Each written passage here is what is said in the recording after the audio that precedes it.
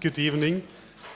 I'm very, very happy that we can welcome tonight at the Po Vasyl Cherepanyn. We are very happy that he could make it happen to travel to Vienna and to join us tonight for his lecture, The Great European War and the Predicament of Internationalism. Vasyl Cherepanyn is the head of the Visual Culture Research Center in Kyiv. Is also the founder of the Kyiv Biennial. In this context, he's also a founding member of the East European Biennial Alliance. And in the academic field, he lectured at a lot of universities like the National University of Kyiv Mohila Academy, the European University in Frankfurt, Oder, University of Helsinki, and so on and so on. Tonight he will give us perspective on the current situation and the context what's happening now in Ukraine. And please, Vasyl, now it's your turn. Thank you for coming to Vienna. Thank you.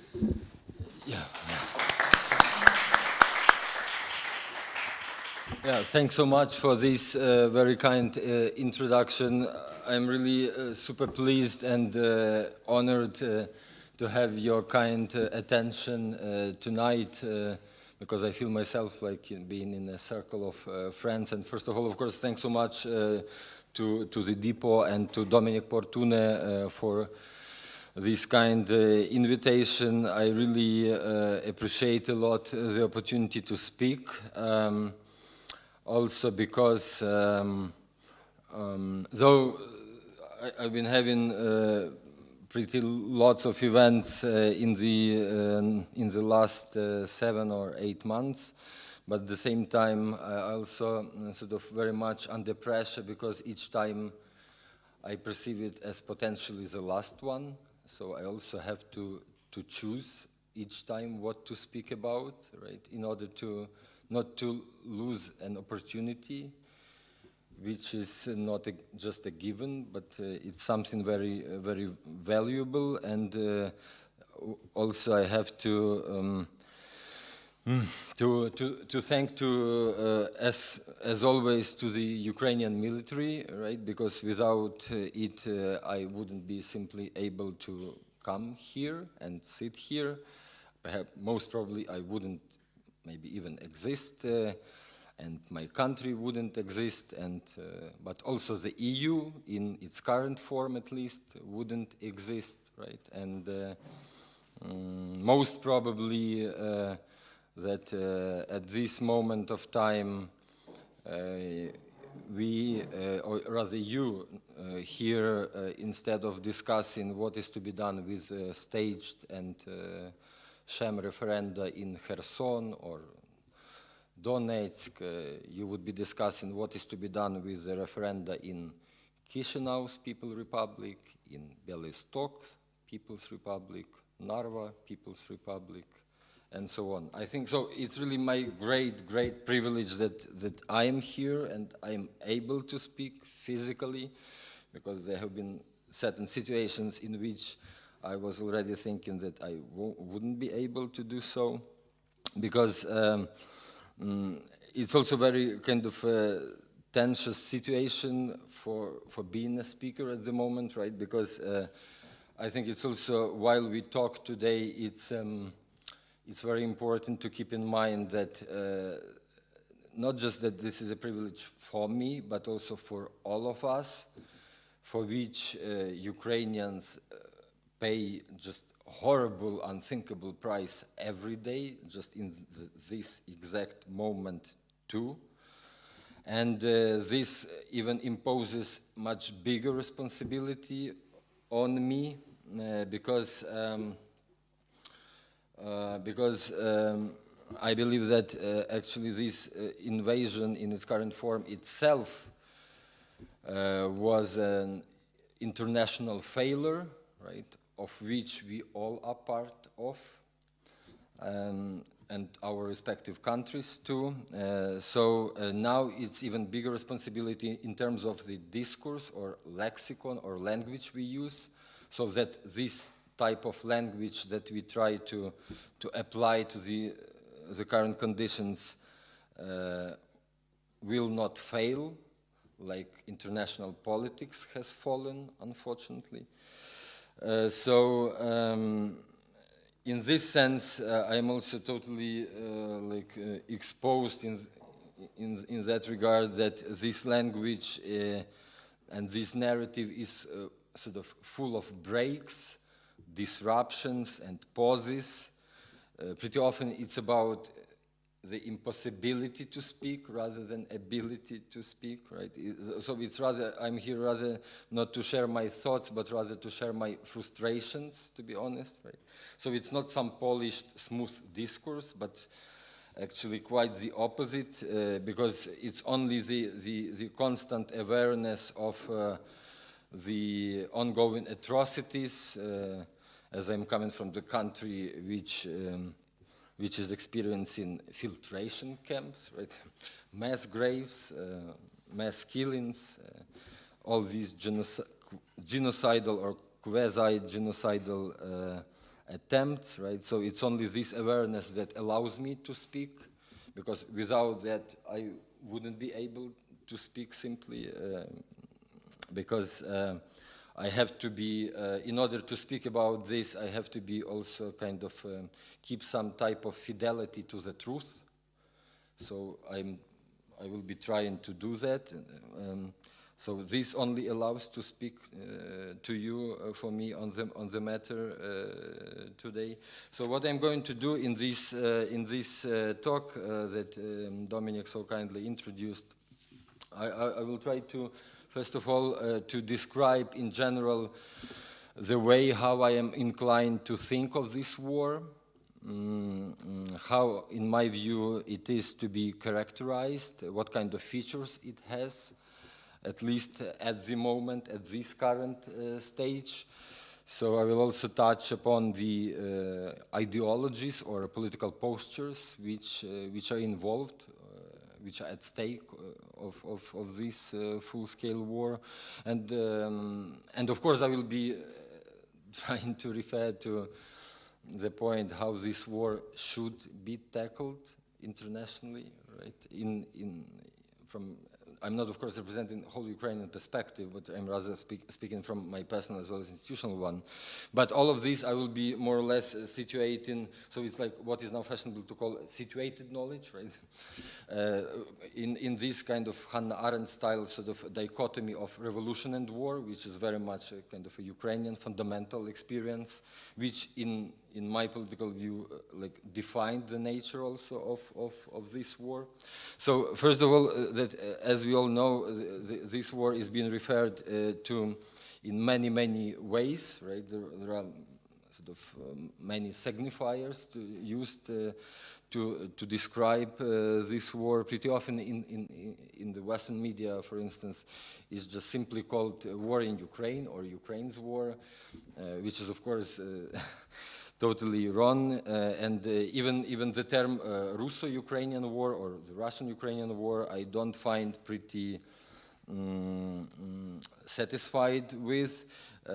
It's also called the war of aggression, right, or the war of attrition, or a total war, Totalierkrieg, right? And by the way, this reference to the past, to the Second World War, comes into stage here not by occasion, but just in general, if we sort of step back, for me, of course, it's not possible, but if we sort of try to look from some sort of distance at what is going on, just considering really sheer facts that we have on the table. That's why I actually entitled this talk as the Great European War, right? It's because if we look at the coalitions of countries which are involved in this war, because this war is being conducted against Ukraine, is being conducted not only from the Russian side, obviously, right? So it's not only the territory of the so-called Russian Federation that is involved. I'm saying so-called because Russia, as a matter of fact, has never been a federation, right? It's just simply not true, right? It's not a federation at all.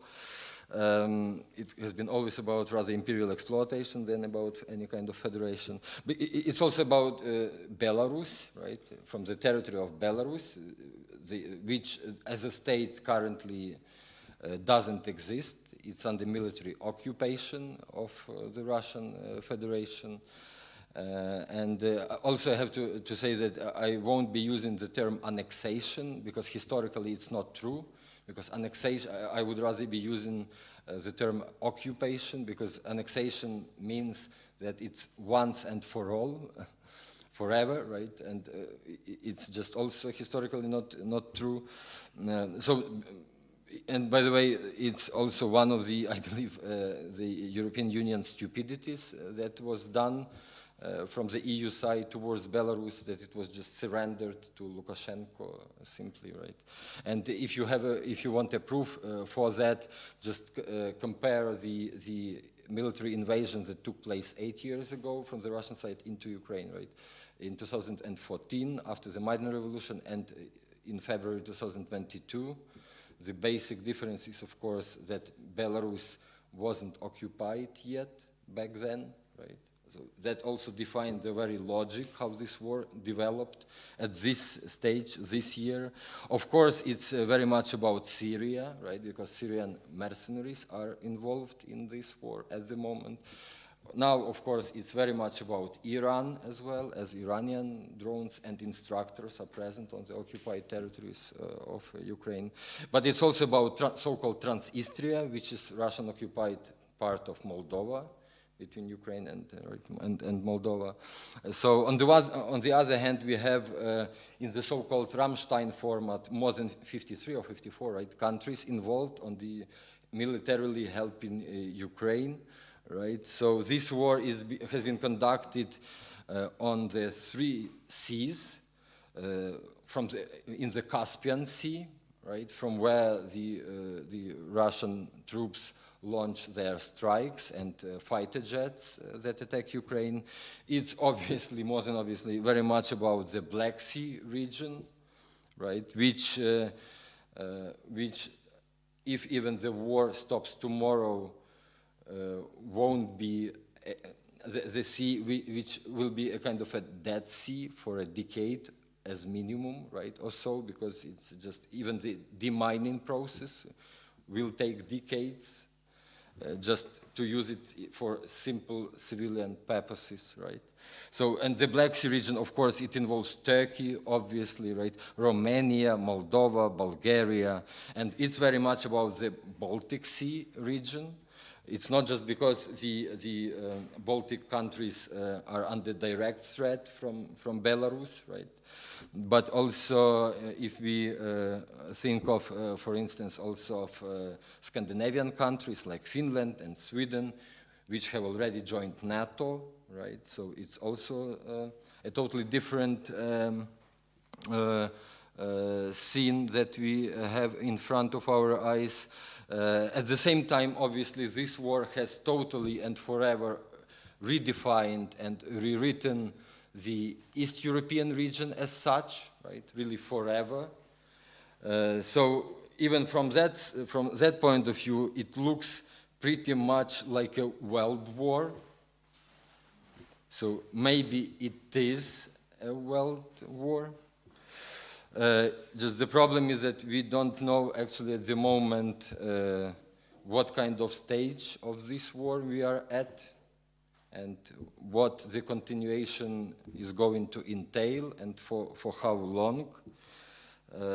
I wouldn't like to speculate on that, just not to give any prognosis. But at the same time, there are a couple of features which define this war and differentiate this war from many other recent military conflicts, like from the 1999 Kosovo intervention till today, right? Because the basic, in my view, the basic specificity of this war is that this war is not just between two countries, obviously, and this war is not between even two armies.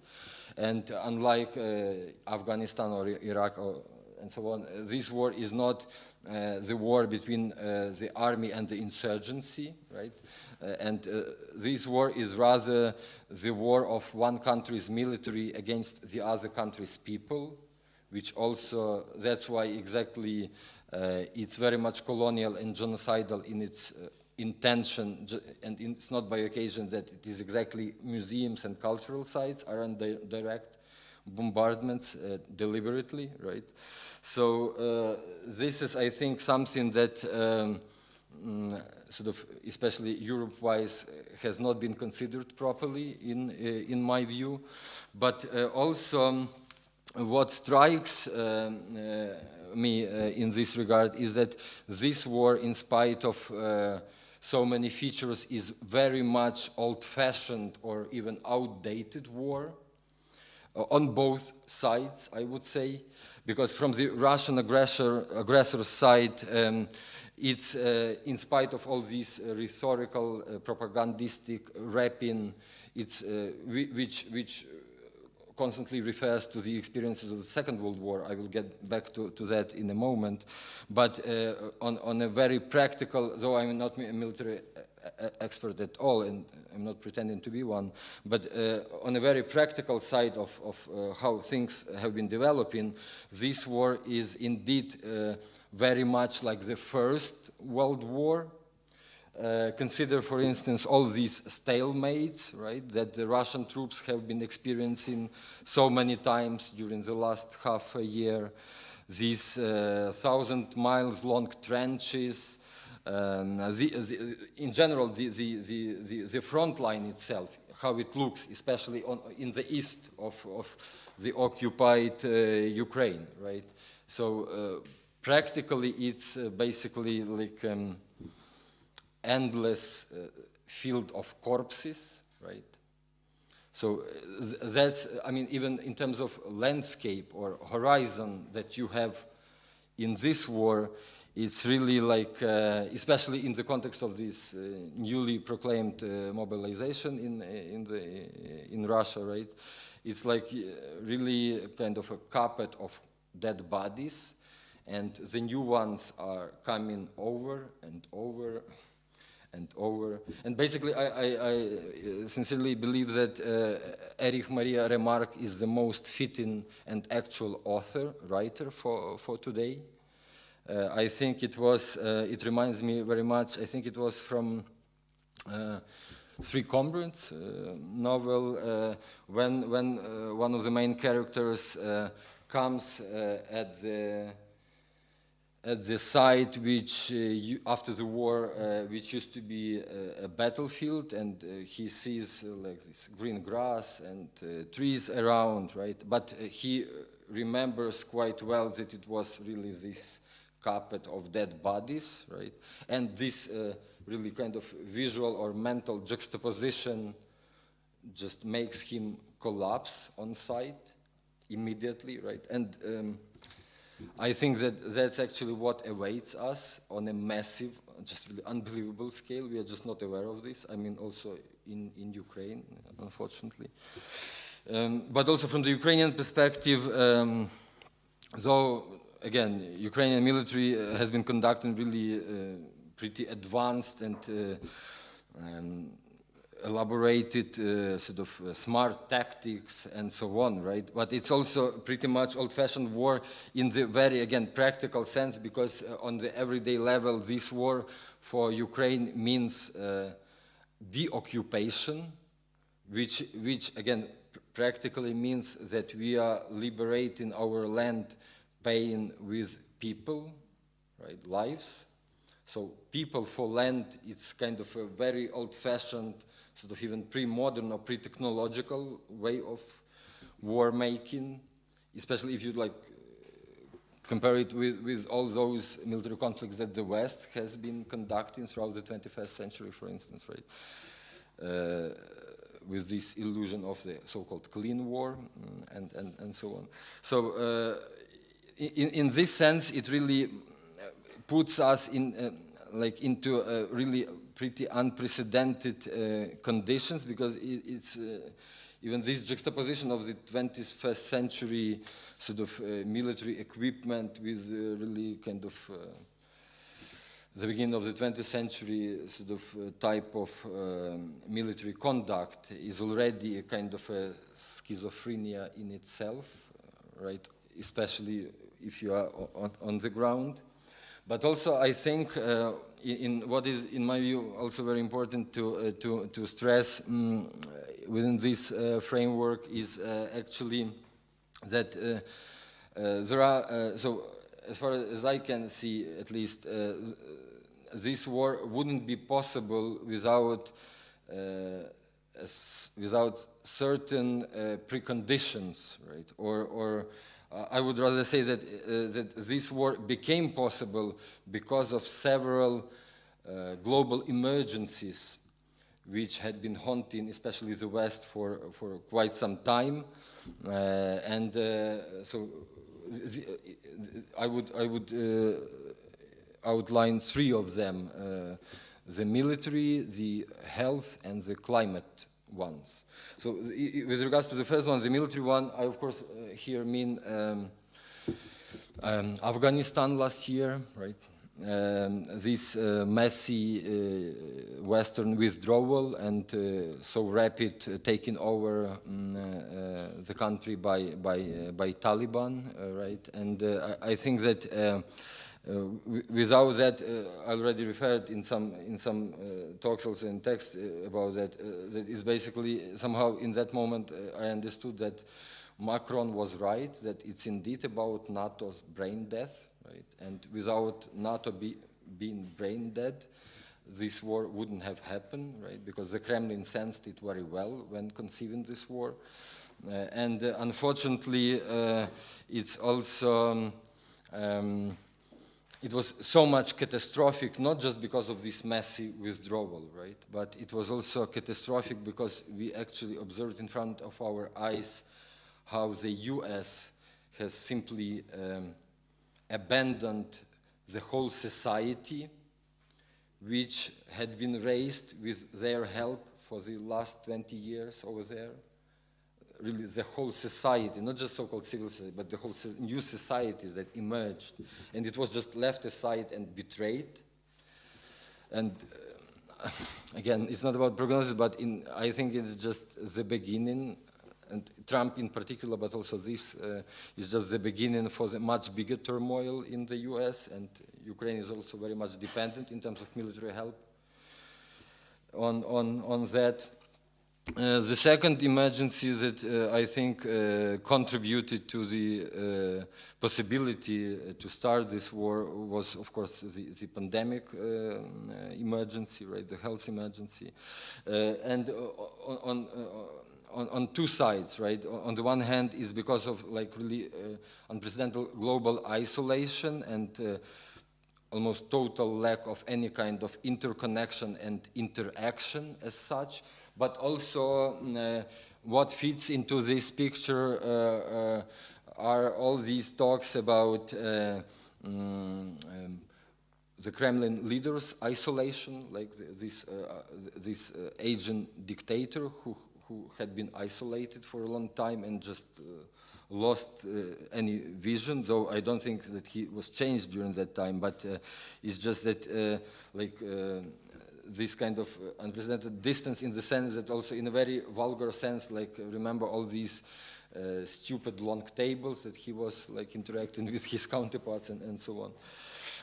But also the third sort of global emergent factor that contributed to that, as I already mentioned, a climate one or ecological emergency, because from the Kremlin's point of view, the West had been constantly either burning or drowning, right? So but also from economically speaking, not to mention this Nord Stream 2 and so on, right? But economically speaking, let's not forget that it's a fossil fuel oligarchy, right, with fascist views, which is conducting this war and on which the West is very much dependent.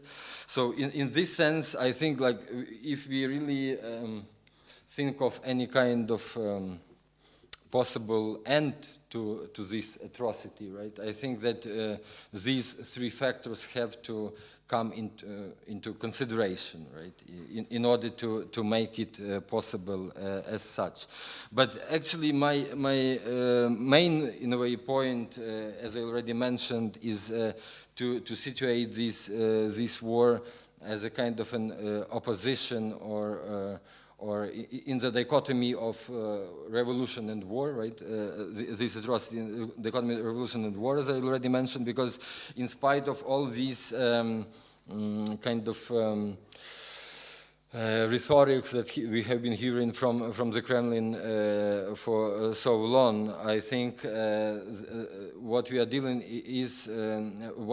with at the moment, historically speaking, is actually a form of counter-revolution, which it just happened so that it took the form of war.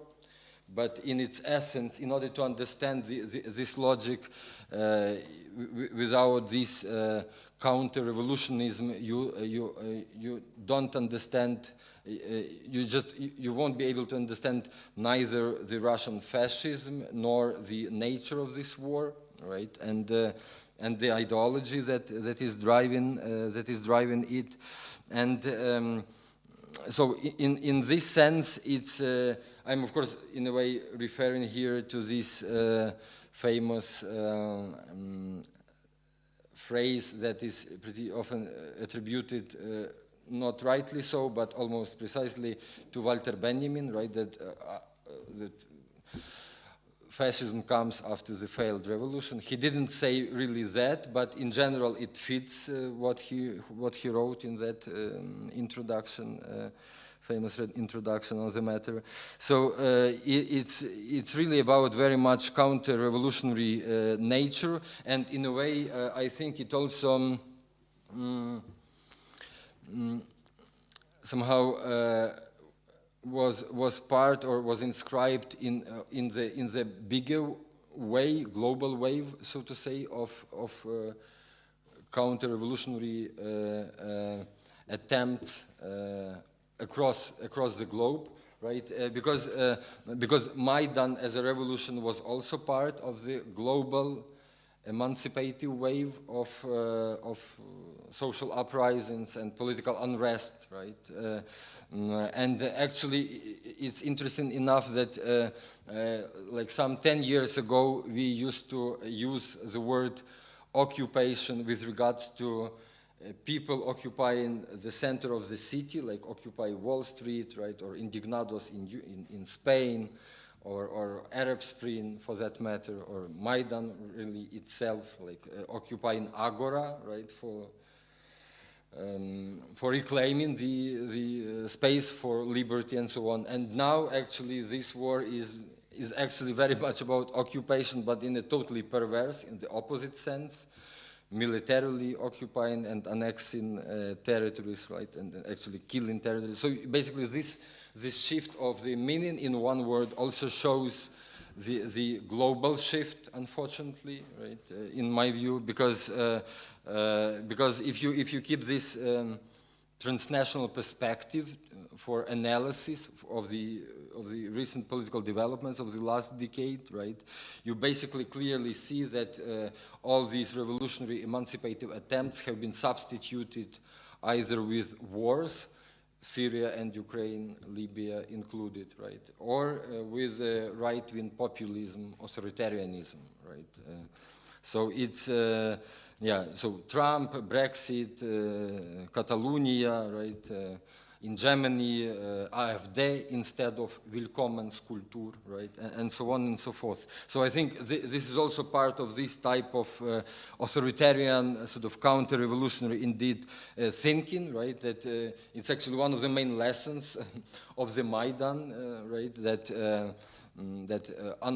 unfulfilled promise or an unrealized revolutionary chance comes to its opposite, unfortunately, right? And so, yeah, in this sense, yeah, Trump is the result of the failure of the Occupy Wall Street and so on. But of course, it's more than obvious that that, as we heard so many times from the Kremlin side, right, even in articles, pseudo-historical articles, or all these proclamations, that there is clearly a kind of an obsession about Ukraine, right, and it's not by occasion, because it's exactly what Ukraine represents, what Ukraine has become, thanks to the Maidan revolution, right? And that's actually the basic nature of the current degraded Kremlin regime, that it is anti-Maidan, right?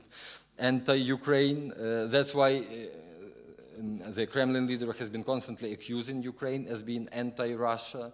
It's that exactly because what he personally with his team have created, that's exactly anti-Maidan, right? And that's the basic reason why all the Russian opposition has been totally smashed or put in jail or poisoned or whatever, right? And that's also the basic reason behind the other military occupations that the Kremlin has conducted in Kazakhstan earlier this year, Belarus, right? I already mentioned Syria, and so on. So basically, it's really striking how this sort of revolutionary ghost or specter has been haunting the Kremlin for so long, right? For actually throughout Putin's personal rule, and it also, by the way, because pretty often in the Western media we hear that that like his basic intention is about like reconstructing Soviet Union or whatever. I doubt that very, very much. I think it's pretty much the opposite in a way, that because the current Kremlin ideology has actually lots of problems with the Soviet legacy in a way. Just because we like it or not, the Soviet Union started with the revolution, right? And so that's why we heard that accusation of Lenin creating Ukraine, right? And in his infamous Crimean speech 8 years ago, he referred to the October Revolution as coup d'etat, not by occasion, right? So, but also, unfortunately, as we also learned, that the European Union and Europe as such has not passed the revolutionary test from Ukraine, right? Maidan appeared to be too European, too much European for the EU, that the Union has been always rather in favor when people are burning down EU flag than when people are dying under the EU flag, right? Like really strangely enough. So, and that's also defines this dichotomy that I mentioned, because we are very much challenged within that dichotomy. So, in this sense, I think that actually this kind of counter-revolutionism is also what I think is also important to keep in mind, to have some historical perspective in that regard, because it's not just only about Putin himself, but really about the regime, but also I think it is much more deeply connected, because basically I also think what is interesting, that why I talk so much about revolution and Maidan itself is not just because I'm kind of a revolutionary, a political fetishist or whatever, right? I have never been one. Actually, quite the opposite. I believe that any kind of that political fetishism was one of the basic reasons why the left has failed since '68. In my view, I mean, if you like look at this in general terms, but it's actually not because, but because rather that Maidan is not just some distant story for Ukraine. But I would even say that since 2014, Ukraine has experienced several Maidans. Actually, I would name 3 of them. So it's not just some distant past, like that happened 8 years ago, and we are just about commemorating it or like fetishizing or whatever. Because in 2014, it was, of course, a revolutionary Maidan, right? Which was about opposing authoritarian bloody assault, right?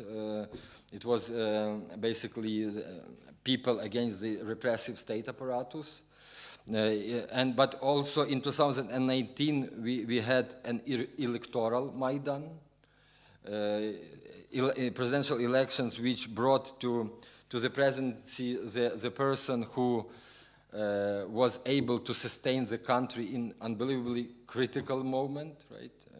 And I also think that it's super important that, of course, Zelensky, I mean, that he is a Russian-speaking Jew, right? And he won not just because of some populist wave, but because it was a kind of an outrage against right-wing populism of the previous president, Poroshenko, which I think it's not really clear for in the West. But also in this February, in 2022, we've got war Maidan, right? When the whole country became one armed Maidan, in a way. But I just mean that without this revolutionary habit and self-organization, we wouldn't be able to sustain the country in such a moment, to put it simply, right? So in this sense, if you think about this in, if I may use this term, in Althusserian terms, right? That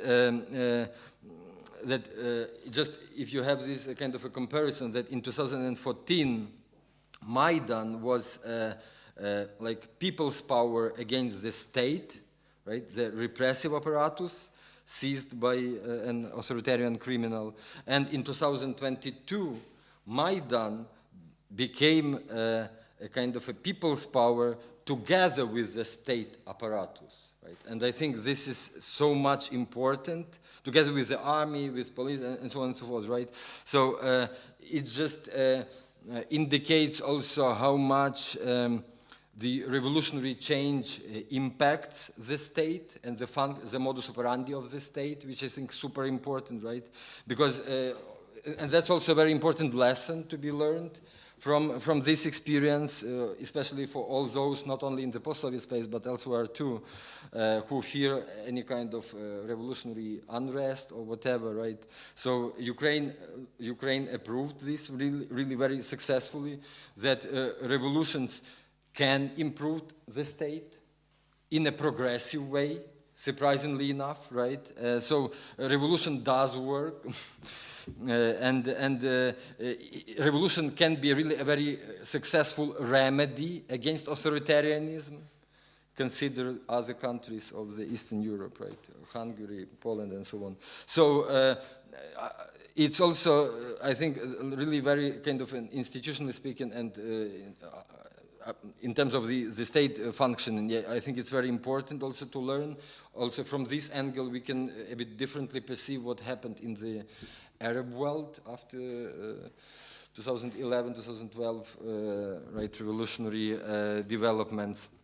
But I would also like to claim even further and go even further, because I think this counter-revolutionism that is so much defining the Kremlin ideology at the moment, it's not just connected to these colorful so-called revolutions, right, of the like recent decade, or of these developments in the 21st century. I think it is very much rooted in the experiences of the second part of the 20th century in this sense, because remember, we all heard this so many times, right, from a guy I wouldn't like to mention again and again. He doesn't deserve so that in 1991, the crash of the Soviet Union was the biggest catastrophe of the 20th century, right? If you think about this really seriously, that basically, why is that, right? And there was only one political answer to this so-called catastrophe of the crash of the Union. And we know this, what actually happened, right, in 1991. It was putsch. It was military putsch.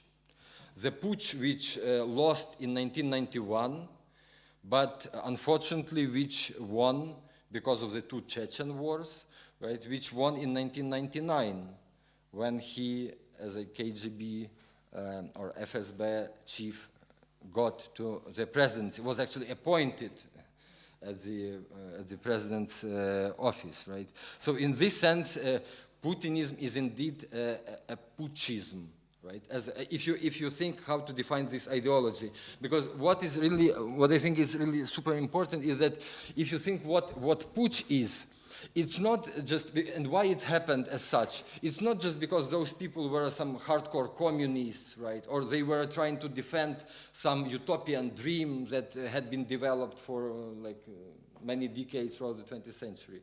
No, it's just, in psychological terms, it's just acting out, right? It's just a reactionary sort of move to stop the change, to stop the transformation, to kill the alternative, right? This is so interestingly, putsch doesn't have any kind of a political substance. It's not really an ideology, right? In like stricto sensu, it's not really an ideology. It's just a reaction against what you want to prevent, right? And basically that very much defines the current state of the Kremlin regime. It's the result of a prevented revolution, right? That has never happened, right? That's why it's on the level of specter. So in this sense, it's really it explains this kind of hollowness or emptiness of the ideological claims that we are constantly hearing from the Kremlin side. Because there is, in this sense, you call it Ruski Mir, I mean Russian world or whatever, but there is no really ideology in good old sense, right, over there. It's just some empty sort of preventive reaction that you want to stop something, right? Like it was with the occupation of Crimea, just to stop Maidan, to stop something happening the same like on the territory of Russia, for instance, right? But also if you consider also Putin's personal occupation while he was a KGB officer, right? His main task was actually chasing and persecuting dissidents. Right? It's not some political sort of. You don't need any political view to do that. Right? It's just to stop what is opposing you in a way. Right? So and also I think what explains a lot with regards to the current discussions around Germany, not to mention again this Nord Stream 2. But I think the GDR, of course, experience, right? And I think Putin's experience in Dresden, right? And Merkel's background have a lot to say in order to clarify why we are in the predicament, as I called it, as we are now, right? Because I mean, that's more than obvious that the fall of the wall, right? The collapse of the socialist camp, or the fall of the wall as such, as a we can evaluate it from various ideological angles, right? But the very fact that it did happen, right? It was also a kind of a sort of formatting experience for this type of perception. But I would go even further than that, because as some oppositional Russian journalists used to write that, as we know, that he first became an FSB chief, and afterwards he became the president of the 1/6 of the globe, right? So, and the first thing that what Putin did when he was appointed KGB, an FSB chief, right? He put a portrait of Yuri Andropov, one of the Soviet general secretary, right, and who was also KGB chief back in the day. He put his portrait on the wall in his cabinet, and that's why I mentioned the Cold War era times, because it was exactly Yuri Andropov who was Soviet ambassador to Hungary in 1956, right? And he was the one who actually personally convinced Khrushchev in favor of military intervention, right? So some authors, I don't remember quite their names, but it was also, afterwards it was described as a kind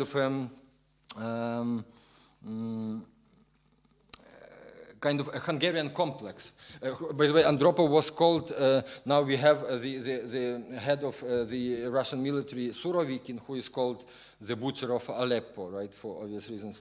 And Andropov in the Soviet times, in the Western media, pretty often was called the butcher of Budapest, right? Exactly for basically the same actually reasons, right? And it was called a kind of a Hungarian complex. He had been very much feared of any political unrest and disruptions. And even more, he was the one who also was in favor to crack down Prague in 1968, of course, with an argumentation that if we don't intervene, Czechoslovakia would become a victim of NATO, right? Not so many things have changed since then, as we can unfortunately see. So, in this sense, yeah, it was this kind of a, so I see it as a kind of a clear counter-revolutionary, indeed, ideological line from Budapest 56, Prague 68, Kabul 79, right, and Poland 81. And by the way, we don't know how Poland would look like if the Soviet Union did decide to intervene against Solidarność, right, in 81. So it's really, and then of course Chechen wars and the rest of the military invasions that we have seen in the 21st century. So that's why I think that indeed this counter-revolutionaryism is so much fundamental and defining the current Kremlin approach. But also, and it's not by occasion that it's been grounded on the basis of, in a way, a kind of a Second World War style discourse, right? Because simply because there is no other discourse or a narrative or a lexicon that actually survived the crash of the Soviet Union without almost being damaged, right? That's why it was so easily reappropriated and used as a kind of an official legitimization of the Kremlin rule, and that's I think ideologically speaking, that's a main sort of trick or the main ideological distortion that the Kremlin has conducted. I mean, of course, this wording of I don't like even to pronounce this denazification, so-called, and so on, because this is just really, I'm really appalled that this hasn't provoked any outrage in the German-speaking world. Really, I was talking a lot about this, but I think this is really one of the biggest mistakes in this war, that like everybody sort of, especially in Germany and elsewhere in German-speaking countries, just sort of accepted this, and it's out there, everybody is referring to that, though it's like total atrocity, and like it's really, I think that's a big ideological failure of never again, or whatever you call this sort of simulacrum of peace, right? That the EU has been so much sticking to for a long time. So it's just because the main distortion or the main ideological trick is to take the vocabulary which refers to Nazi defeat and to repurpose it to legitimize your own fascist military dictatorship, right? So, but it's on purpose done that that you take this, and that's also one of the reasons why this war has been stylized and conducted exactly on the Second World War sort of matrix or shape, right?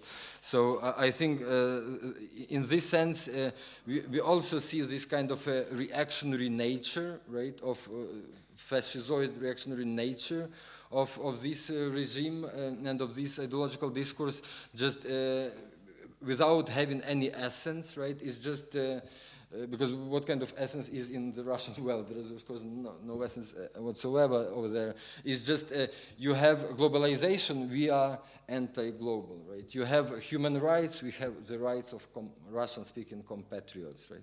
It's always like a distorted image, distorted mirror, right? You always sort of come up against just because you want to stop it. Even though, I mean, that's why it's so tempting, like for both like left-wing or right-wing, to buy this, to step into this trap, just because it's just opposing, right? And without having, and also of course accusing somebody from the outside.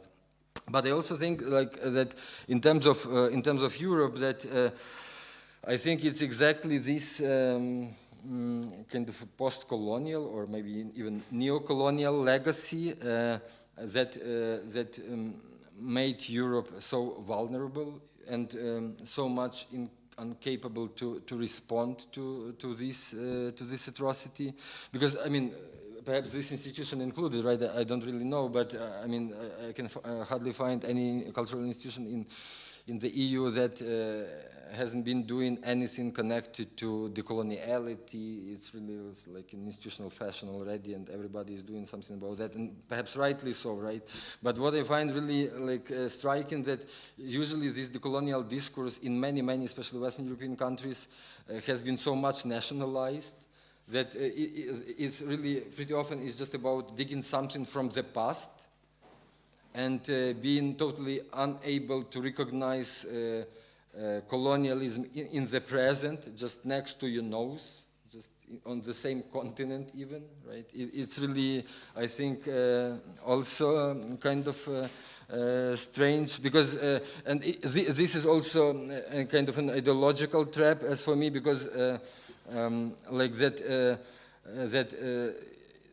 yeah, I know it's pretty strange to say that in officially neutral country as Austria is, right? But at the same time, I mean that the idea of peace and this never again has been so much fetishized, really, that that any realities that had been connected to any kind of military or war conflicts, they have been like simply repressed, which is like really very typical for the EU governmentality, just repressing what you don't like also about yourself to the peripheries, right? And then accusing peripheries for the crisis of your own making. Like, for instance, we saw this in Greece, right? So like these realities have been absolutely repressed, and then when the repressed came back, the EU wasn't really ready to tackle what happened. But also, if you think about, I was like contemplating some time ago about this, like if you think about the very idea of never again, like really literally, if you think about this, so what does it mean? Never again.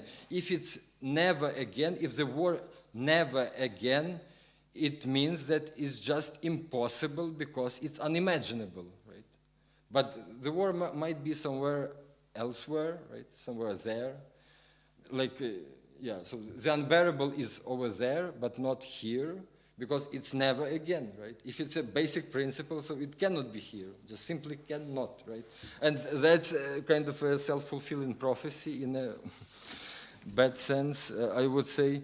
But also, I think that, yeah, I would even say that now it's actually Ukrainians who are paying the real price of the so-called Friedliche Revolution, right? So much celebrated in Germany, of the whole '89 sort of revolt, right? Because again, if not the current Ukrainian military resistance, there is a high probability that Russian troops would be now somewhere around Oder River, right? It is highly likely, as they say, right? And actually, and it's also, I think it's also has a kind of a colonial background, in the sense that in the Eastern Europe, especially like throughout the 90s and the 2000s, we have been hearing and have been like lectured so many times, once and again, that we have to sort of to learn democracy, right? To the rule of law, transparency. It was even framed. It was actually the main, even the state philosopher of Germany, Jürgen Habermas, right, who coined this term, Nachholen der Revolution, right, this catching up revolution. You have to catch up because you're already late, but you have to run fast enough in order to catch up the real progressive development, right? But now it appeared, again, so from that perspective, Nord Stream 2 is not a surprise at all, right? Because nachholende Revolution appeared to be nachholende Regression, unfortunately, quite the opposite, right? So in this sense, I think, I think that we have to also so especially in the West European countries, to re-evaluate this something that has been like gone sort of silent in terms of colonialism. Just because I'm saying so, just because I also experienced that so many times, and having like these kind of institutional encounters throughout the last months. Documenta included, in short, right? But just that if you speak in this vocabulary, it of course complicates a lot this typical dichotomy of the global North and the global South. If you speak about it from the East European, especially post-Soviet European perspective, right? It just doesn't fit into the picture. Though at the same time, I mean, if you consider the real political and social conditions in Moldova, Belarus, Kyrgyzstan, Armenia, Ukraine, Kazakhstan, and so many other Azerbaijan and so many other countries, it is exactly the living conditions under direct military occupation for decades, right? Literally for decades, that have been defining this indeed anti-colonial struggles, which are, in my view, of global importance, right? They have been haven't been considered that way at all, unfortunately. But at the same time, I think it's a kind of as Germany, but also like is a powerhouse of Europe and so on. I think it's also a kind of a continuation of the so-called Ostpolitik, right? Which I think is also a pretty strange term if you think about this from a colonial or a neo-colonial perspective, because I find it also striking that it almost literally repeats Edward Said's Orientalism, right? I mean, almost literally. That's also pretty strange, right? Because whether it's Ostpolitik throughout the Cold War era, right, or the so-called Eastern Partnership, EU's Eastern policy, right, after the crash of the Soviet Union, it has been always like directed only towards Moscow as a metropoly, right? Like what has been always like in between Berlin and Moscow wasn't considered really. So that also was always strange for me that in Ostpolitik, the real Ost, the real East simply doesn't exist, right? Because it just, there is only Moscow or St. Petersburg, only Russia, and the rest just, and I think that this type of political thinking also sort of foredoomed all these lands, including Ukraine, for Russian imperial grabs, which we experienced in the 21st century.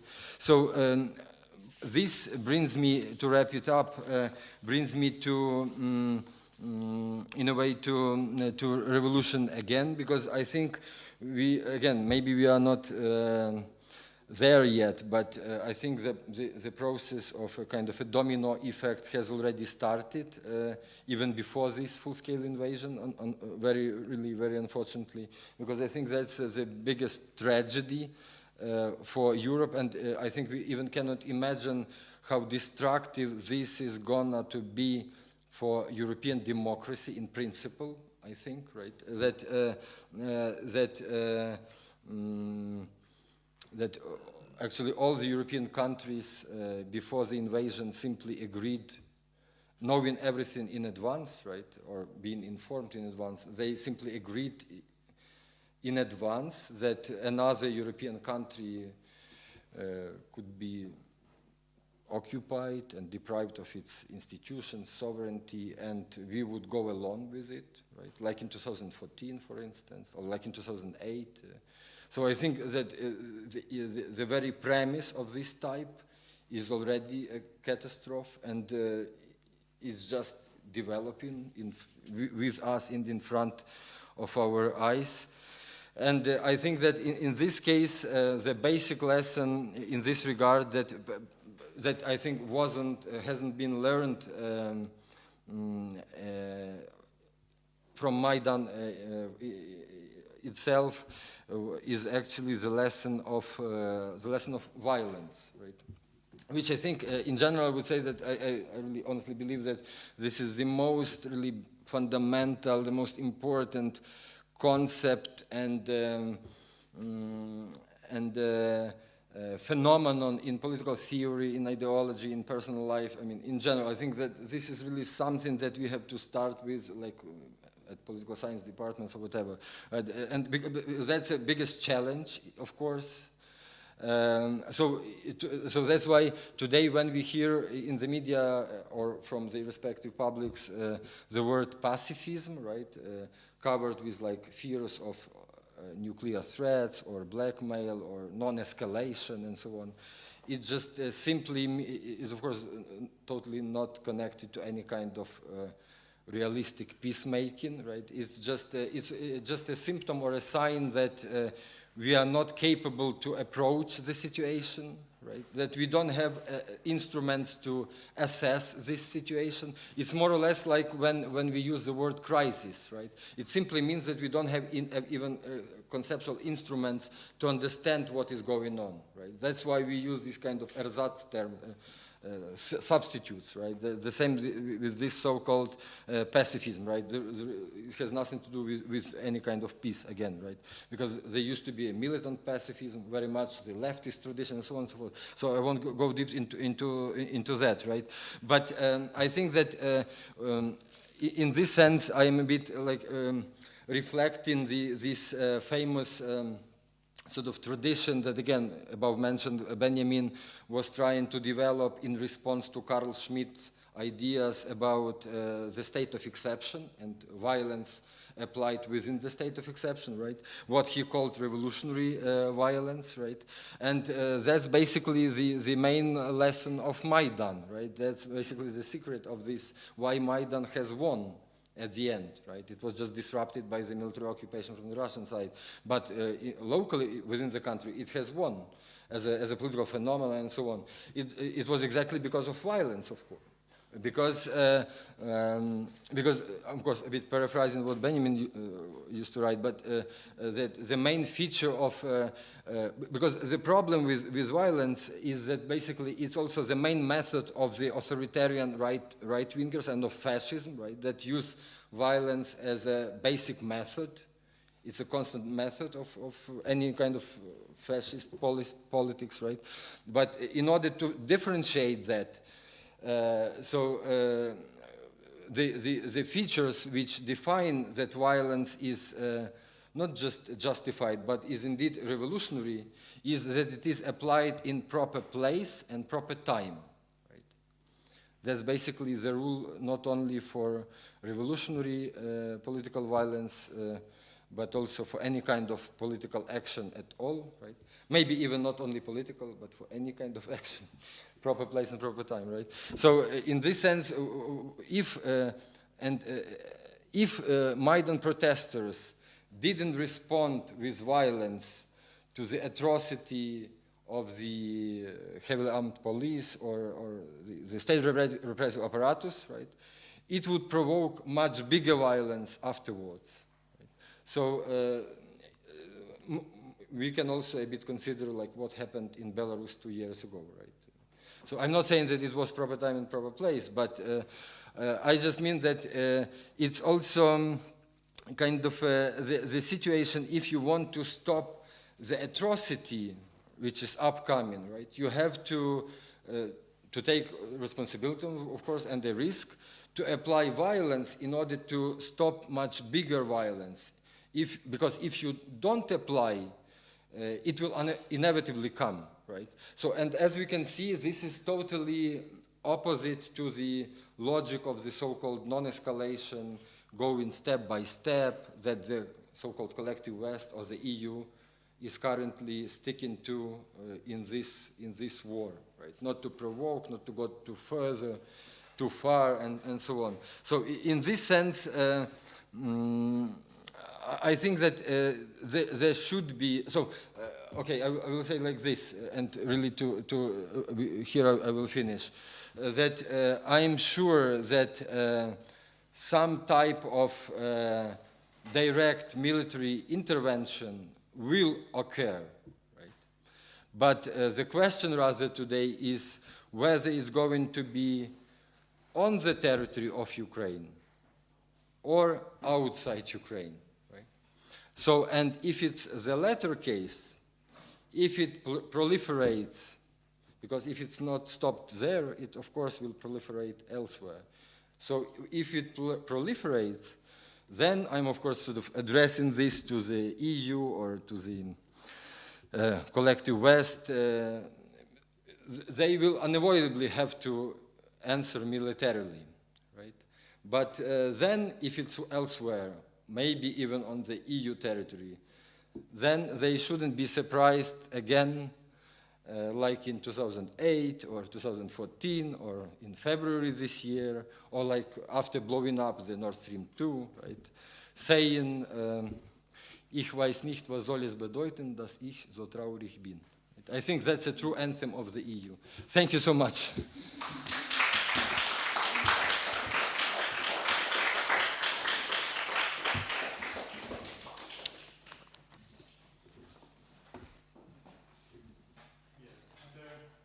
Any questions?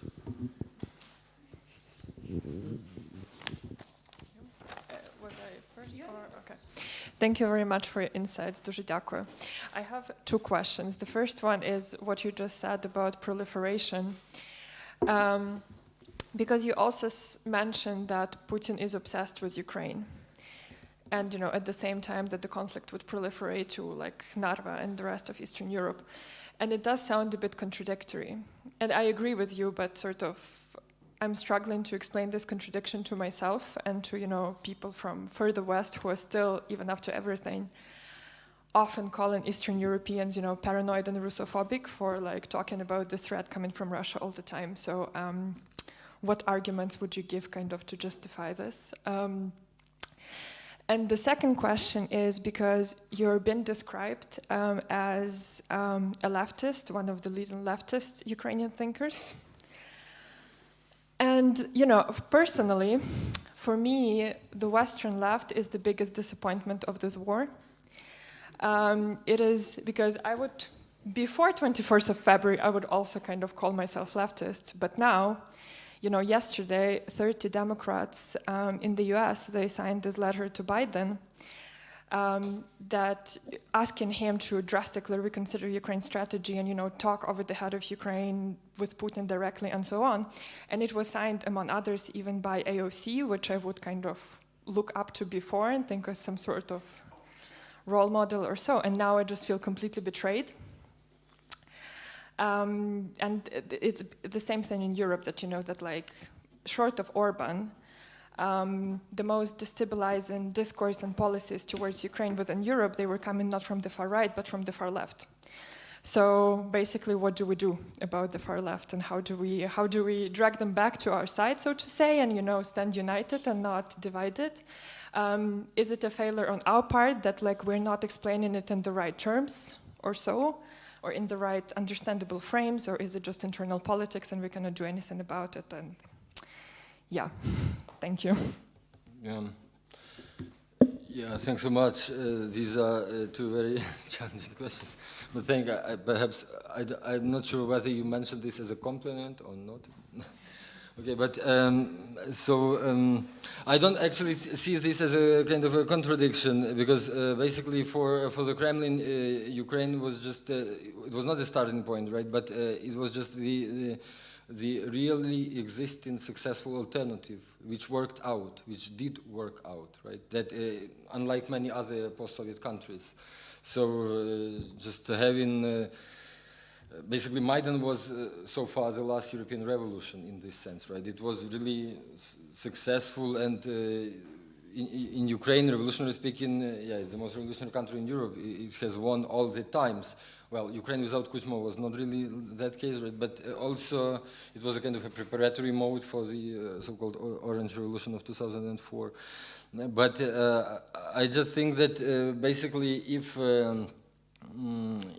Ukraine couldn't withstand this aggression, it will be just followed by the next steps, right? Which and actually, as far as it, of course, we don't know, but as far as we can see, the initial plans are still there, right? They haven't changed.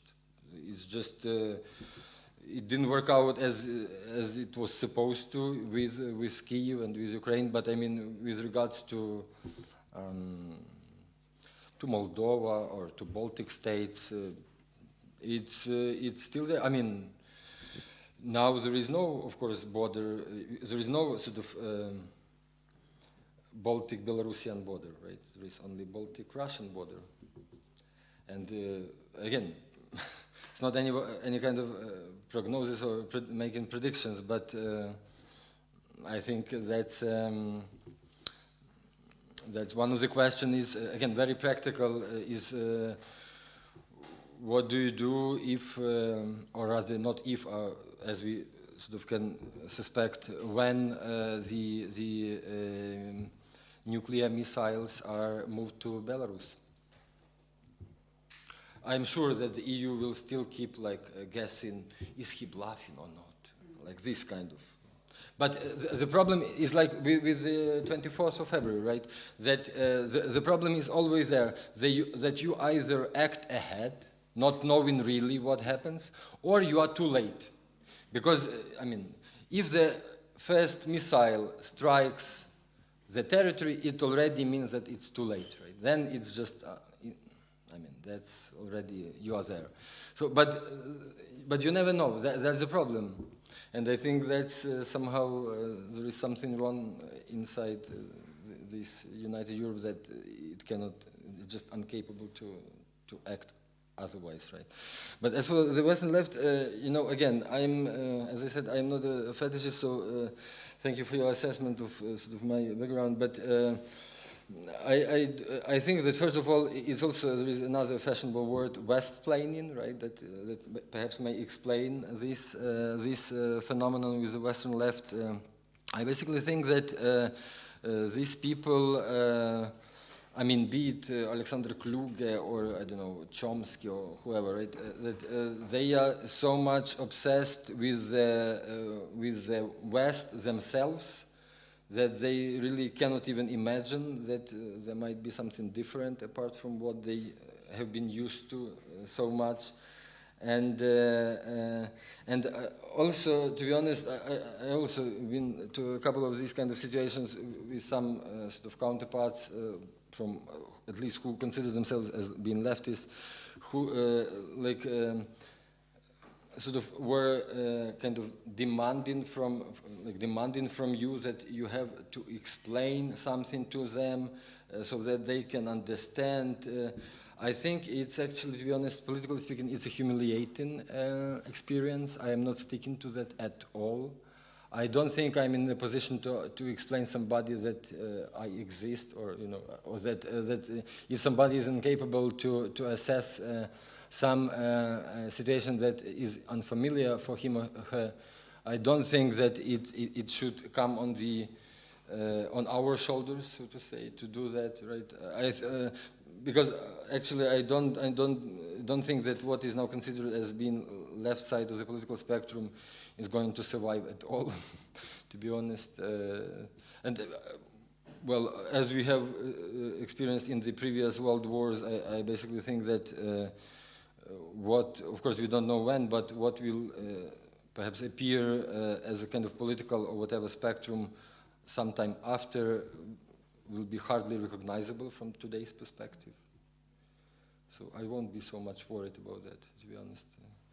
At the same time, they don't mean almost anything. and having actually no political influence at all.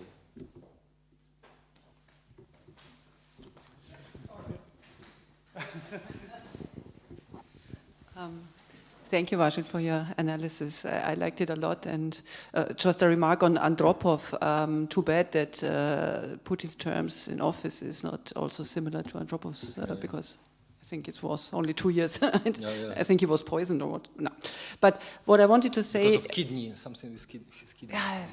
No. But what I, what I wanted to refer to is your very interesting...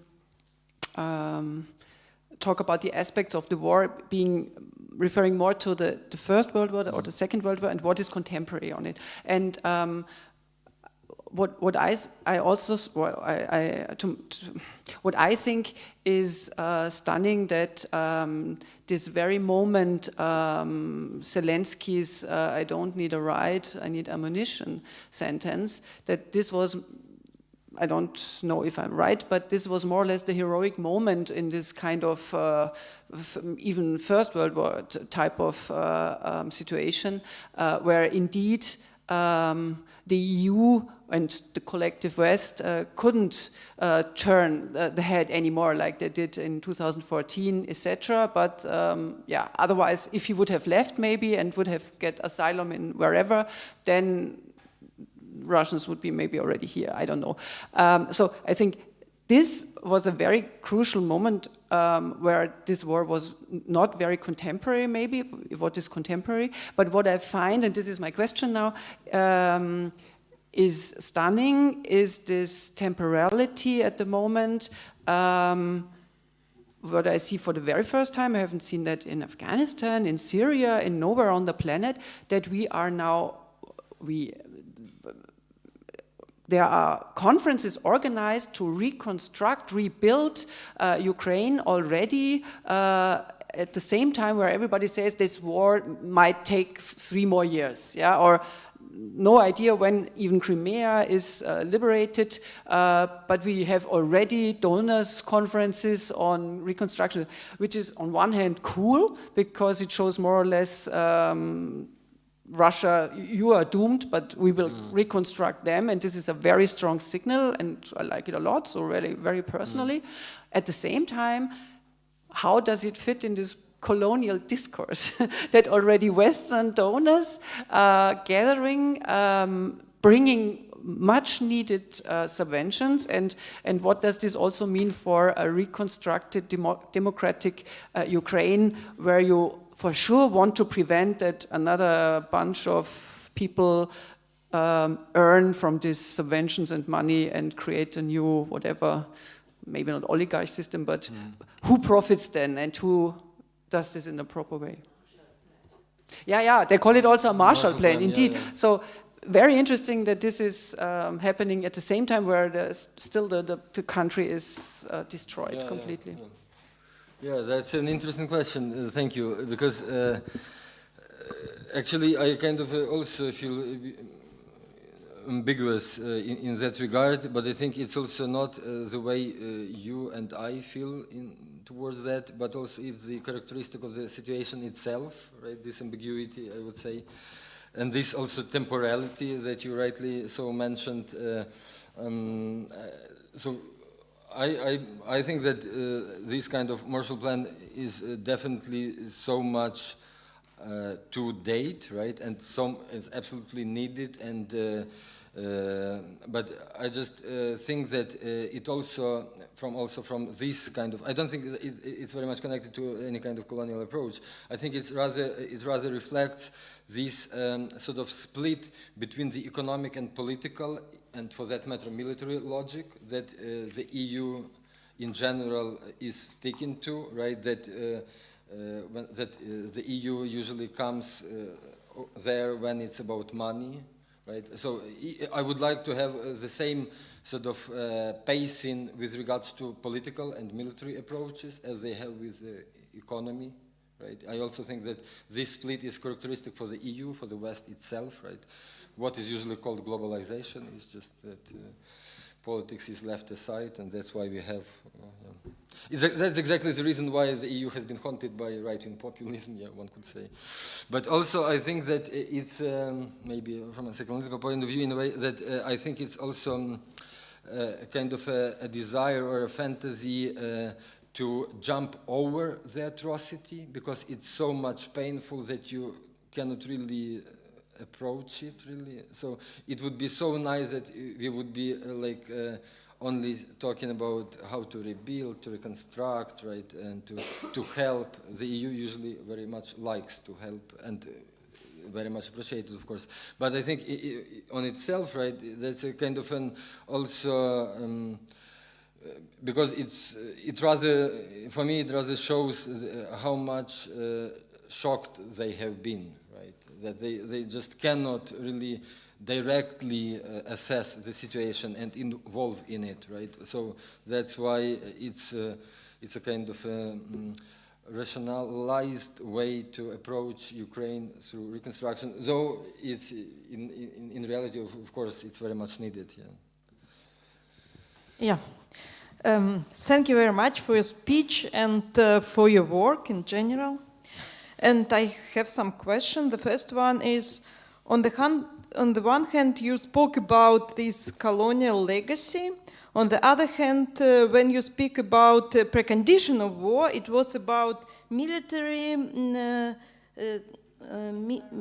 environmental and health and environmental. Yeah. Right. And my question is, maybe the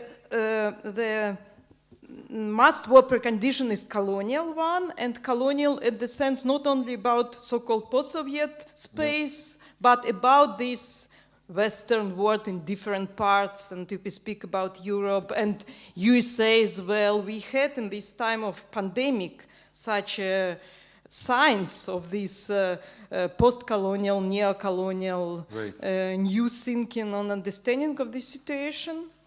And the second question is about connection between nationalism and internationalism, because it was in the title of the lecture was about internationalism, and how we must think about national community, nation in the sense of national community. Do we need a new understanding of national community or another term for this? I think also about the ideas or terms of Ukrainian feminists, Olga Plakhotnik and Maria Mayerchik. They describe time of nation and feminist time, and they think that we don't have at the moment feminist time when we questioning different institutions, military institutions as well. And we have now, in the term of this feminist time of nation, and I don't think so, we have some new situation, and maybe what is it, the situation, and maybe connecting question, and if we have some new situation, not nation, something new, what about solidarity? Because I'm from Belarus, and there is all the time this question how to build solidarity between, of course, not between Lukashenko and Ukrainians, but between Belarusian society, activists and Ukrainians. Is it possible? And I think this question is connecting with this new form of internationalism. Thank you. Yeah, thank you so much. These are really pretty challenging issues to tackle, to be honest. But so with regards to, I mentioned these three preconditions more like in terms of what is usually called realpolitik, right? Then some historical sort of narration. But obviously, I was also a bit referring to this colonial and neo-colonial or post-colonial type of thinking. So in this sense, I would say only that basically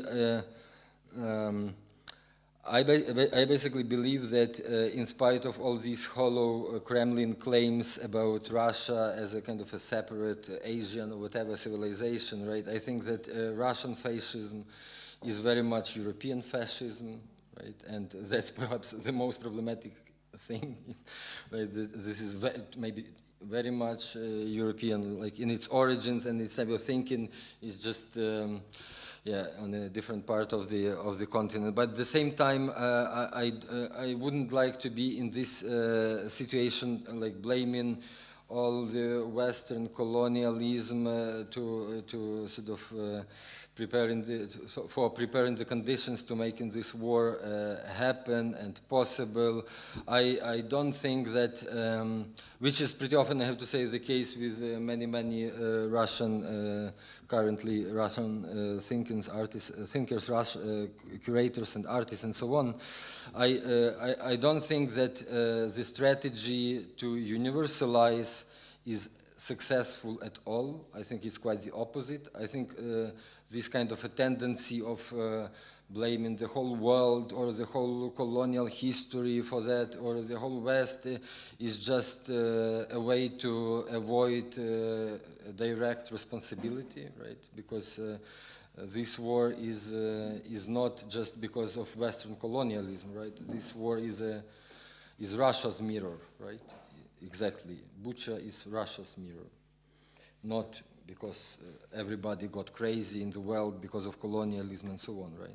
So I think you have to be really precise in that regard. As for nationalism and internationalism, so in this sense, I feel a bit like it's a bit problematic for me to think like in the direction that you suggested. Maybe, I don't know if I may say so, but I'm not very much in favor of a kind of constructing things, like artificially in a way. For me, it's a bit like whether we need this or that. I mean, we have what we have, right? And I mean, I might be satisfied or not with the form of internationalism we have at the moment, or with the nation state we have at the moment, but these are like really harsh realities we have to really appreciate in a way and to tackle. So I don't think that a kind of a constructing a new term or a new sort of designation would change this status quo, this predicament. So in this sense, I think that, as I said from the very beginning, that I think that current internationalism just has failed really and has fallen because this was allowed to happen again, Europe-wise, right? But as for some possible national communities, I'm just really, how should I put it? It's really, I think it's more kind of for me, it's more, maybe it's also very personal, it's more in a kind of a survival mode, right? So, and I think that, so in general, I have a pretty pessimistic view on the years to come. But I think that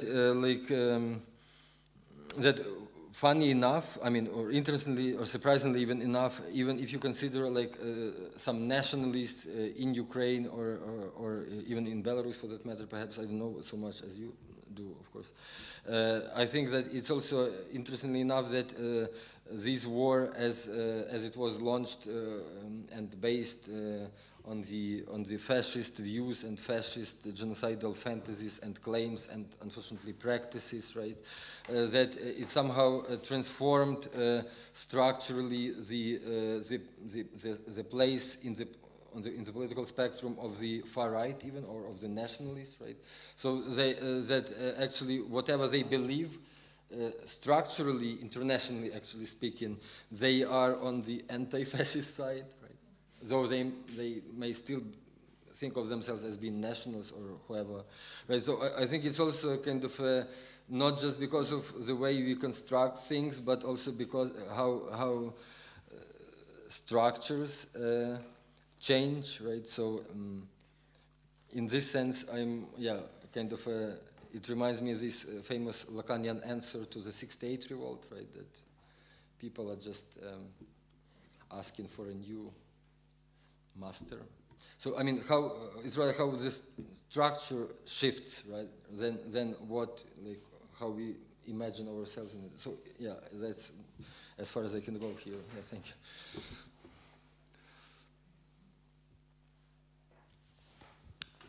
Okay, well, thanks a lot. This was really enlightening on many accounts.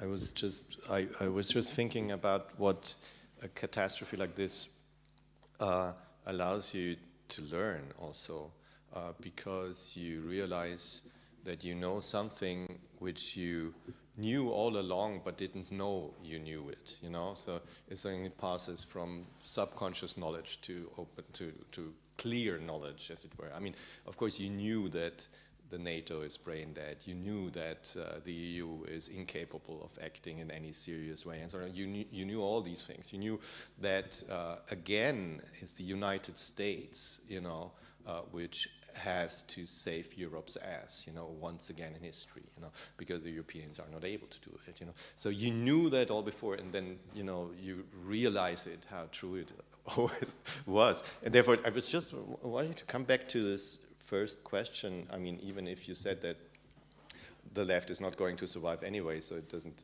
make sense to talk about it at all. But isn't it surprising? And therefore, I was not surprised by it, but I knew that I knew it. That I mean, it's pretty much the same lines of the left because of its anti-Americanism and so on, of the hard left. The same line of opposition, which is also the opposition to Israel. I mean, the representatives in the United States who now signed this letter include Ocasio-Cortez and so on, include this hard left representatives, which are also in favor of BDS, are also, you know, against Israel and so on. So there are countries which are a symptom, which make something come to the open, you know, because of resentment, because of hatred and whatever, which is somehow inscribed into leftist ideology, partially. It's not exactly the same line of demarcation within the left, because the left is also split on that account, and in both cases. But you have these the Chomskys of the world, and you know, in Germany, Sarah Wagenknecht, and all these people. Where you knew it all along, you know, and basically you knew what their position would be, or will be whenever anything happens. And so you knew that or I knew it immediately when the United States said they are going to invade, you know. Nobody believed it. I don't know why nobody believed it, you know. I immediately sold my Gazprom shares. I'm ashamed to say that I had Gazprom shares, but I knew immediately that this is going to happen, you know, because they say it. Why would you on earth believe a fascist dictator more than believing the United States? You know, I can't imagine, you know. And this is really, I mean, this is what came to the open quite clear. And now I come to the question of the cultural left and the soft left, because what is also clear is that if you look about the left of the global south, they might have a different issue with, say, the United States than the European left, right? Because for good reasons, I mean, in Latin America and so on, they have good reasons to have resentment against the states and so on. But at the very same time, one needs to say that what Documenta showed was that they have a huge antagonism, which is the antagonism between the North and the South. And this links up to what you said. But at and there also Israel was excluded, as we know. And at the very same time, they couldn't care less about Ukraine. So there was, to my knowledge, there was only a single video which, by chance, you know, tackled this issue. It was entirely excluded while the war was going on only a few hundred kilometers from there. And why was it excluded? And my guess is it was excluded because, from a perspective of the global south, this is a Northern European issue. We don't need to care about this. It's something the Europeans have to tackle. It's not our business. Even though, which is of course total bullshit, even though people in the south, you know, starve because of that war, you know. So it has immediate effect on the south. And what I find so puzzling is that both in the global left and in the Western European left, there is absolute, in these sections of the left, there is absolutely no conscience about, or self-reflections, or taking issue with your own legacy of thinking about certain issues, like Chomsky, who hasn't changed his mind for at least 70 or 80 years now, his political position. Yeah, so 70 years at least. I don't know when his position was formed. Maybe he was 15, so for 75 years he says the same things, as if the world didn't change around him, as if everything ever changed the same. And the hard left in Germany, the hard left in the West, is these deeply ingrained ideological positions which cannot be irritated by anything that happens. And I don't know whether this is, obviously it's not a question, it's just a comment, Right, yeah. Yeah, I appreciate it really a lot, because what you said about this sort of knowledge from the unconscious side which comes to the front, it's really, I think it was Donald Rumsfeld who coined this, the unknown knows, right? I think this is very much the same, but I think that definitely Ukraine or Israel are the symptom countries, right? That's definitely so, and I had my own sort of struggle with documented team and administration in the last months, though it was unsuccessful, of course. But I also, I mean, I think that it's also structurally speaking, really in a kind of pragmatic terms, right? I think that the problem which is luckily it's not in Austria, or for at least from my institutional experience, right? Or like in the Netherlands, it's not also not the case, or of course in Poland, of course not. But in Germany, there is a kind of a problem with regards to the cultural field, like we discussed it also with some of the colleagues also here, that I think that also the problem is that on the one hand, and both of them are somehow overlapped within documenta structure, in my view. So on the one hand, you either have this sort of elephant-like huge institution, which is vertical, of course, that only administration defines everything, right? So it goes like this kind of trickle-down, in a way, effect, right? That it goes like directly to the bottom. On the one hand, and it's really almost impossible to approach them, to propose to them anything, because they won't follow. And most of what you do is too radical, of course, because they have to follow some governmental policy and so on. But on the other hand, you have this kind of self-proclaimed, in a way, kind of a very much participatory democracy sort of structure, right, where everybody, of course, has a voice and should define the way forward. And basically in Document I experienced both. And because on the one hand, you cannot approach this administration because it's too far. It's it's more or less the same as approaching Scholz. Yeah. But on the other hand, it's like this kind of distributed, networking, kind of horizontal structure, which I'm tempted to call a kind of a horizontal dictatorship, right? Because whatever you propose to them, there will be always somebody from, I don't know, Argentina or, I don't know, from elsewhere, who would be against. So at the end of the day, they come up with nothing. They cannot decide on anything just because there are so many, and everybody is, of course, participating and should be listened to and taken into account and so on. So it's totally not working, right? In this sense, I'm a bit, totally different position. So I don't believe in either of those. I think both are really pretty much dysfunctional. And basically, okay.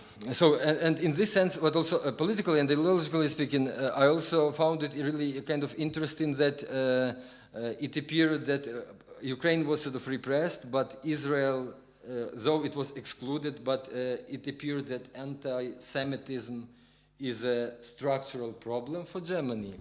I think this is, I think that it's again like that. On the one hand, you like invite these like people from, though I know these guys from Jakarta and so on, but from the global south, or like to show like how you are sort of open and decolonial and so on. But at the same time, even through that, something really structural comes by accident, so to say, right, to the forefront. And I think this anti-Semitism has to be totally reconsidered in the German context, right, because it's really not so, it's both about the global south as well as about German preconditions, I would say. But at the same time, to be honest, I'm not, of course, any kind of specialist in the global south or whatever you call this, but I don't, like, from what I have seen, though I didn't manage to attend this documenta for obvious reasons, because I couldn't go outside Ukraine, but from what I have seen, like, before, or what I just was sort of observing, pretty often for me, I don't think that this is really kind of a deep and interesting engagement with the experiences of the global south. It's like, it's a bit like exploiting this topicality. It's like, you know, like last documenta we go to Athens. This time we invite like Indonesians, and but even that becomes kind of undigestible for the German big institutions, which is also, I think this is a really a big symptom. I mean, what Adam Szymczyk did with Documenta, I admire a lot, but even that appeared to be too radical. I mean, but that was like we were also discussing this, and I just don't understand this honestly, that even such a simple and really super soft, as for me, gesture that you share Documenta with the other city already appears to be super radical. I don't see, I mean, what is radical with her? I just cannot really understand that. But it's even like that you just know, I mean, it's really as if, I think, yeah, Germany is, okay, I won't go deep into that, but I think it's really kind of something structural is going on there that has to be really fixed, and but the usual way is just to either exclude or boycott or ignore or just topple down, like that poster on in front of Fredericianum, right? Like this kind of really childish gestures. I don't also believe in that. So I think that this exclusion, yeah, these symptoms will anyways sort of start to go to the forefront unavoidably. If you push it through the door, it comes back through the window in a way. So that's how I perceive that. Yeah, but thanks. I admire this as well. I mean, I share this as well. Yeah.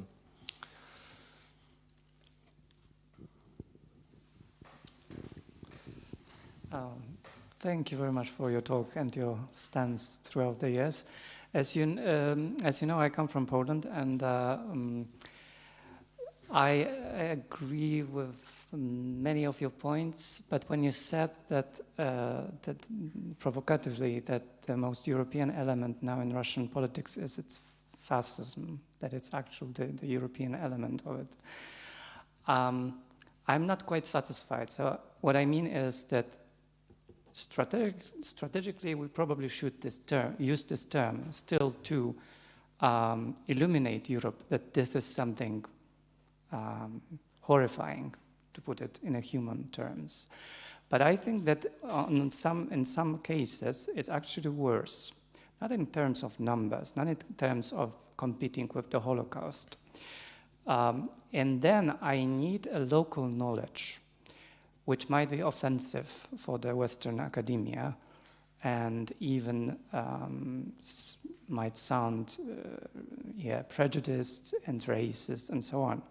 But it's quite funny that when we have discussions in Poland about Russia now, when in the West they discuss about whether Russian culture is great or not, we discuss whether Russia is culture at all or not.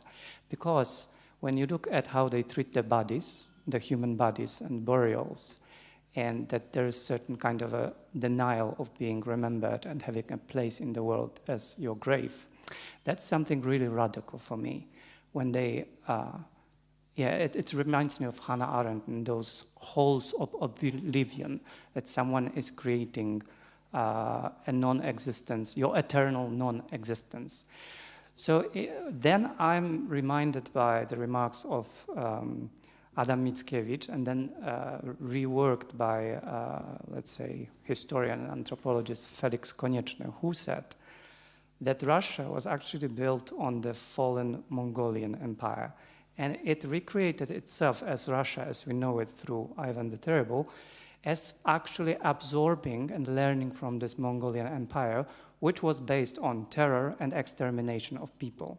And in that sense, I would say that there is an original element in this political tradition, not original Russian, but original, let's say, coming from Genghis Khan. And it's not a myth for me. It's something like a political practice.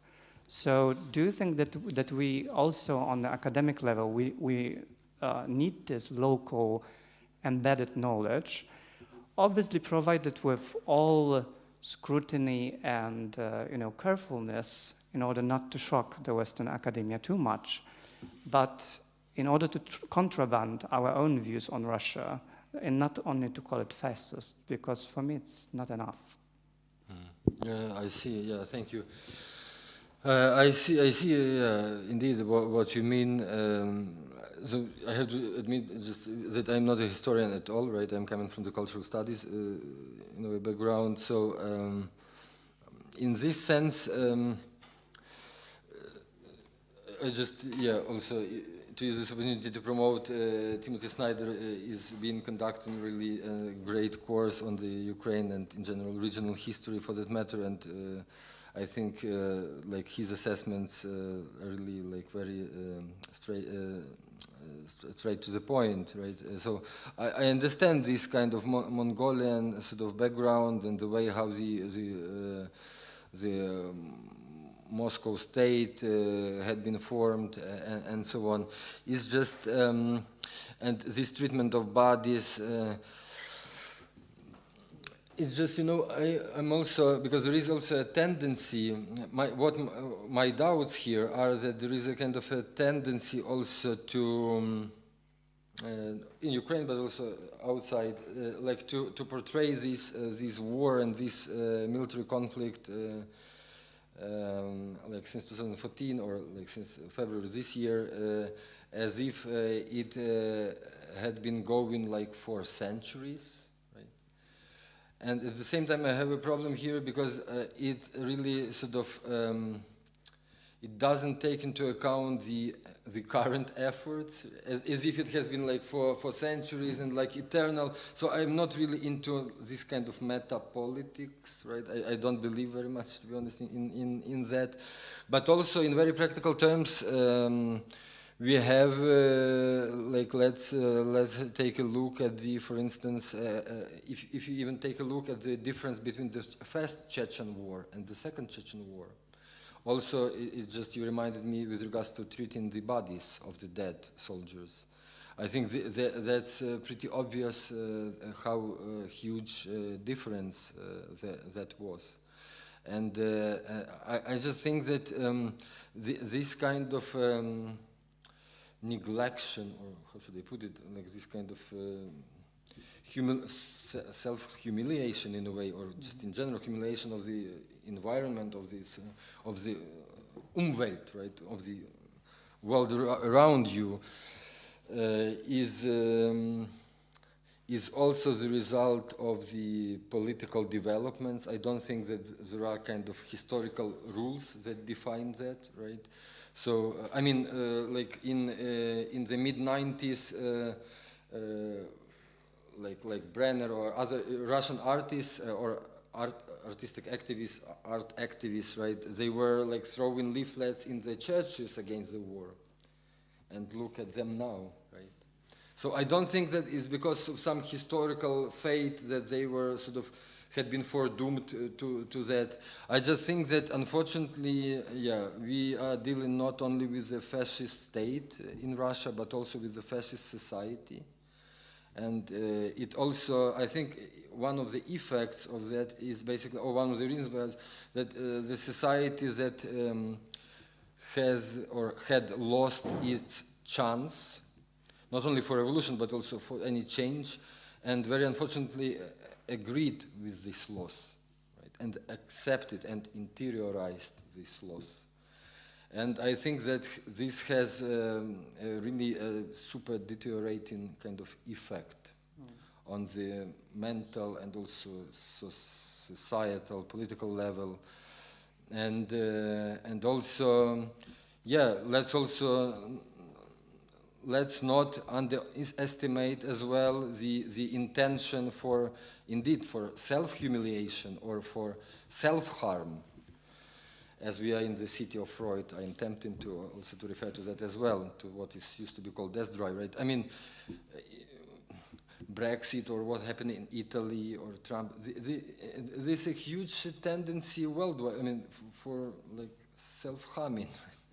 And I think this can be referred, of course, politically as authoritarianism or right-wing populism or whatever. But at the same time, I think it's really it's a major trend, unfortunately. And but in Russia, it's just really, I think this kind of that people, yeah, they have agreed that that they were lost, and it's also just that to become this kind of a cannon fodder, also so. Kind of even without really thinking, though maybe of course many of course fled the country, but at the same time, I mean, in general, yeah, I think yeah, it's in this sense I would agree that it's perhaps much worse than like what we know from history about fascism, because also because it has nukes, right?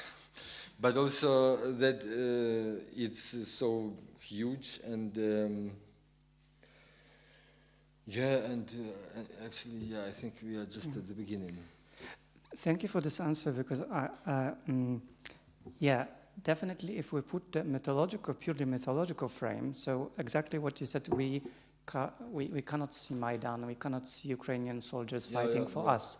And that's absolutely true for me, and I like your reaction very much, because you are in exactly position as Hannah Arendt, trying to understand what Germans did to Jews, and she said like, no, thinking that it is like an eternal anti-Semitism does not help me to think what had happened, because they did so, like concrete people in concrete positions, they then should be responsible for that. Yet still, I think that what is activated now, it's something really special. And I do not treat this Mongolian hypothesis as something like, okay, this is the truth that is coming up, because it would stop me from thinking. But I treat it more like a provocation, that we have our own knowledge from the region. We know them in this sense.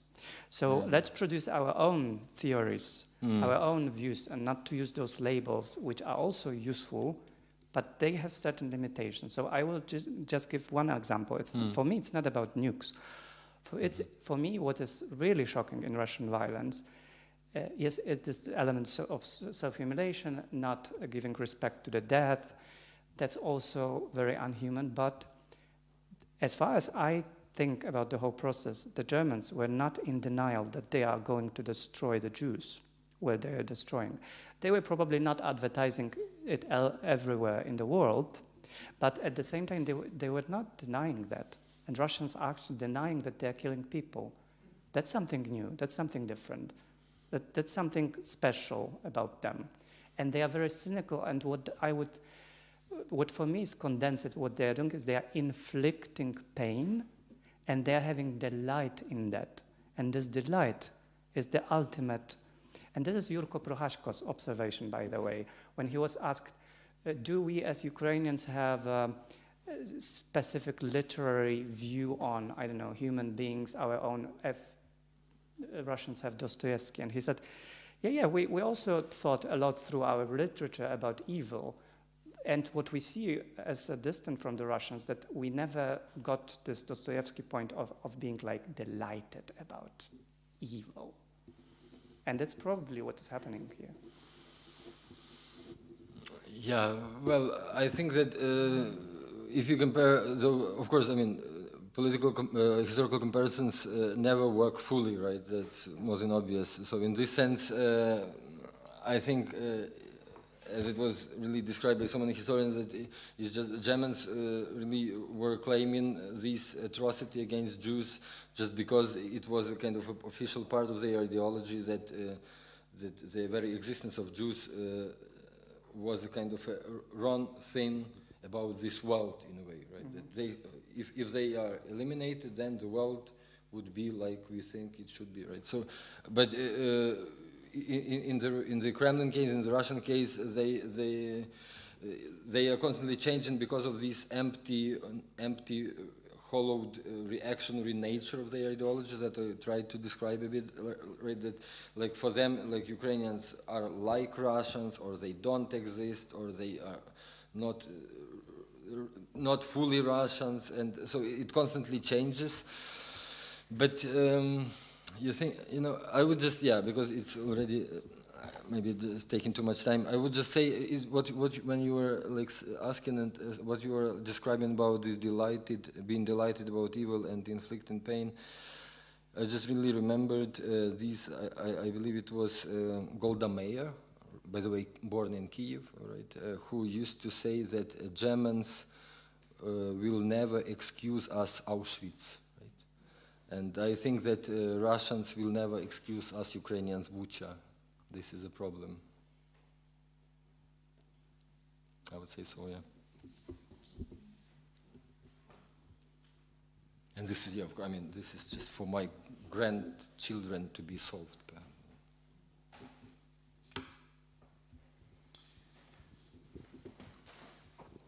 Well, Vasyl, thank you so much. Thank you. Yeah, my pleasure. For your insights, for your talk, for your time.